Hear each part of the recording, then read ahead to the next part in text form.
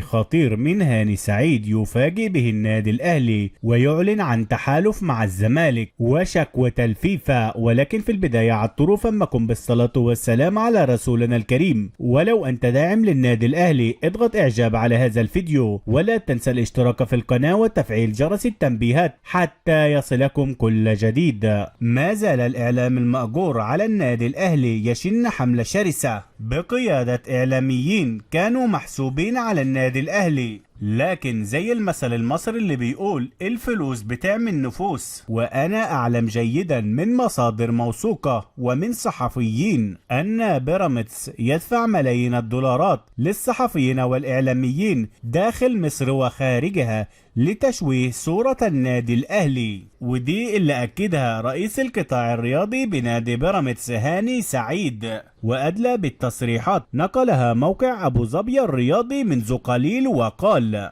مجلس إدارة نادي بيراميدز اجتمع بالشماسي رئيس النادي المستثمر الإماراتي، فنادي بيراميدز كان عامل كل احتياطياته في كل مبارياته، واستعنا بكاميرات خاصة لمراقبة الحكام الذين تآمروا علينا لصالح النادي الأهلي. وعرضنا هذه الفيديوهات على شاشات خاصة أمام رئيس النادي، وقال كل الفرق المصرية تحقد على نادي بيراميدز وهم عملاء للنادي الأهلي، فكل مباراة انهزمنا فيها عن طريق التحكيم كل رئيس نادي يطلع يبارك للنادي الأهلي، فالكل بيجامل الأهلي على حسابنا. لكن تصريحات رؤساء الأندية سجلناها مع تجاوز الحكام، وهذه مخالفات يعاقب عليها الاتحاد الدولي لكرة القدم فيفا، فهذه مخالفة من مخالفات اللعب النظيف. وقال هاني سعيد: سنشكل تحالف مع الزمالك لنقف في وجه الأهلي، فالأهلي هو الذي أنهى على الإسماعيلي، وهو من افتعل الأزمات بينه وبين الزمالك بخطف إمام عاشور وزيزو وبن شرقي.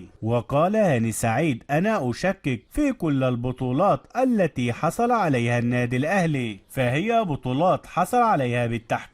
وقال: لماذا لم يخصم الاتحاد المصري لكرة القدم 3 نقاط بعد انسحاب الأهلي أمام الزمالك؟ وأنا أقولها أن الأهلي أقوى من الاتحاد المصري لكرة القدم، فالمحكمة الرياضية والاتحاد الدولي لكرة القدم فيفا والاتحاد الإفريقي لكرة القدم كاف سيكون الفيصل بيننا. وأنا أقول لكل جماهير النادي الأهلي: عليكم الوقوف الآن ضد الحملة الإعلامية الشرسة المأجورة محليا وعربيا لتشويه فريقكم المفضل. وفي النهاية نرجو من جماهير النادي الأهلي الإعجاب بهذا الفيديو والاشتراك في القناة وتفعيل جرس التنبيهات حتى يصلكم كل جديد.